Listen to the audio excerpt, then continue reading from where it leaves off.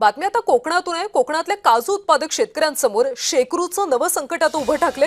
काजू उत्पादक शेतकरी आर्थिक अडचणीत सापडले। वन विभागाच्या यादीमध्ये शेकरू प्राण्याचा समावेश करण्याची मागणी केली जाते। नारळ सुपारी उत्पादनानंतर काजू बी शेकरू प्राण्याचं खाद्य आणि त्या शेकरूमुळे सध्या काजू पिकांचं मोठं नुकसान होतंय। वन विभागाच्या यादीमध्ये शेकरू प्राण्याचा समावेश करण्याची मागणी आता शेतकऱ्यांनी केली।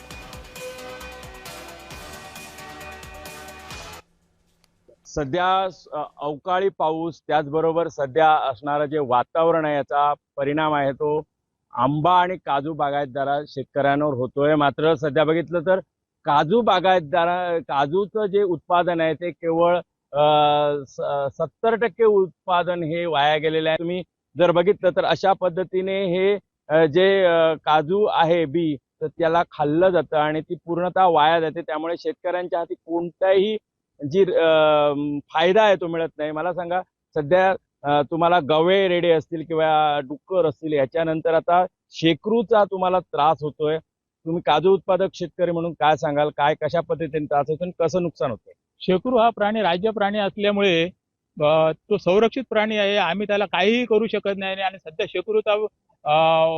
शेकरू भयानक वाढलेला आहे कोकणात आणि तो आता सध्या काजू खातोय। ह्या माझ्या हातात बघितला असेल किंवा माझ्या झाडावरती बघितला शेकरू कशा प्रकारे आमचं नुकसान करतोय। पण तो त्याचं त्या यादीत जे डुकरापासून नुकसान झालं, गव्यारेड्यापासून नुकसान झालं, वाघाने जर समजा जनावर मारलं तर ते माकड आहेत तर ते त्यांची यादी समाविष्ट केलेला आहे की नुकसान झालं शेतकऱ्याचं तर नुकसान भरपाई मिळण्यासाठी पण वन विभागाकडून। पण शेकरू हा प्राणी अजून समाविष्ट केलेला नाही। शेकरू हाली 4-5 वर्षातच वाढलेला आहे। तर शासनाने याचा आणि पालकमंत्र्यांनी याच्यावर जरूर लक्ष दिलं पाहिजे, कारण पालकमंत्र्यांना माहीत आहे शेकरू हा कोकणात कशा प्रकारे नुकसान करतोय। सुरेश टोलगेकर, जय महाराष्ट्र, वेंगुर्ले, सिंधुदुर्ग।